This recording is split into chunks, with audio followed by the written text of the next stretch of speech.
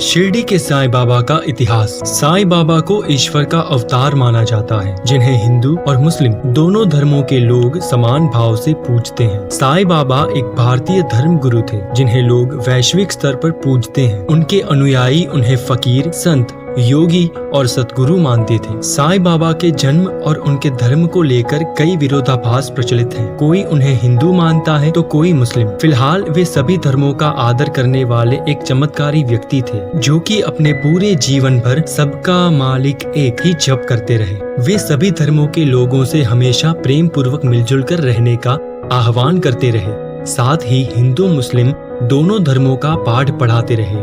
वे मुस्लिम टोपी पहनते थे और उन्होंने अपनी जिंदगी के ज्यादातर समय महाराष्ट्र में स्थित शिरडी की एक निर्जन मस्जिद में ही गुजारी। वहीं बाद में उनके रहने वाली मस्जिद को हिंदू नाम द्वारका माई का कर दिया गया था, जिसमें दोनों धर्मों के लोग साईं बाबा के दर पर मत्था टेकने आते हैं और उनकी पूजा आराधना करते हैं। साईं सच्चित्र किताब के अनुसार साईं बाबा का जन्म 27 सितंबर 1823 को महाराष्ट्र राज्य के पाथरी में हुआ था और वे 23 से 25 साल की आयु में शिरडी में आए थे। इस किताब के अनुसार साईं जब 16 साल के थे तभी ब्रिटिश भारत के महाराष्ट्र राज्य के अहमदनगर जिले के शिरडी गांव में आए थे। वे एक सन्यासी बनकर जिंदगी जी रहे थे और हमेशा नीम के पेड़ के नीचे ध्यान लगाया करते थे। अपने भगवान की भक्ति में लीन हो जाते थे। इसके बाद इस युवा बाबा के चमत्कारों और उपदेशों के लोग मुरीद होते चले गए और फिर धीरे धीरे उनकी ख्याति आसपास के क्षेत्र में भी फैलने लगी। गांव वालों की उनके प्रति प्रतिक्रिया का भी उल्लेख किया गया है। उनका ये भी मानना है कि उनके पास ईश्वर की कुछ दैवीय शक्तियां प्राप्त थी, क्योंकि ध्यान करते समय ठंडी और गर्मी का उनके शरीर पर कोई प्रभाव दिखाई नहीं दे रहा था। दिन में वे किसी से नहीं मिलते थे और रात में उन्हें किसी का डर नहीं था, जिनके सहारे वे लोगों की मदद किया करते थे। संतोष, मदद, आंतरिक शांति, समाज कल्याण और ईश्वर की भक्ति का पाठ पढ़ाने वाले साईं बाबा का शुरुआती जीवन के बारे में आज भी रहस्य बना हुआ है। कई दस्तावेजों के मुताबिक एक ब्राह्मण परिवार में जन्मे थे, जिनके बाद एक सूफी फकीर द्वारा गोद लिया गया था। हालांकि आगे चलकर उन्होंने खुद को एक हिंदू गुरु का शिष्य बताया था। साईं बाबा के धर्म को लेकर फैला भ्रम।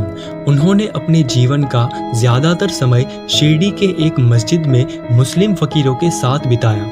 वे हिंदू और मुस्लिम दोनों ही धर्म का आदर सम्मान करते थे। उन्होंने कभी धर्म के आधार पर किसी के साथ भी भेदभाव नहीं किया। कुछ लोग साईं बाबा के हिंदू होने के पीछे ये तर्क भी देते हैं कि बाबा धूनी रमाते थे और धूनी सिर्फ शैव या नाथपंथी धर्म के लोग ही चलाते हैं। इसके साथ ही वे हमेशा अपने माथे पर चंदन का टीका लगाते थे एवं और उनके कानों में छेद थे, जो कि सिर्फ फकीर नाथपंथी ही करवाते थे। साईं बाबा के हिंदू होने का ये भी प्रमाण है कि वे हर हफ्ते विट्ठल के नाम पर भजन कीर्तन का आयोजन करते थे। यही नहीं, साईं भगवान के कुछ समर्थक उनके हाथ में भिक्षा मांगना, हुक्का पीना, कमंडल, कानों में छेद होने के आधार पर उन्हें नाथ संप्रदाय से भी जोड़ते हैं, जबकि बाबा की वेशभूषा के आधार पर उन्हें कुछ लोग मुस्लिम संप्रदाय से भी जोड़ते थे और उनका नाम साईं भी फारसी भाषा का ही शब्द है, जिसका अर्थ संत है, जो कि उस दौर में मुस्लिम सन्यासियों के लिए इस्तेमाल होता था। शिरडी का साईं बाबा मंदिर। महाराष्ट्र के अहमद जिले में स्थित शिरडी गांव में बने साईं मंदिर से आज लाखों करोड़ों लोगों की धार्मिक आस्थाएं जुड़ी हुई हैं। इस मंदिर में दर्शन के लिए दुनिया के कोने कोने से लोग पहुंचते हैं। साईं बाबा की शिक्षाएं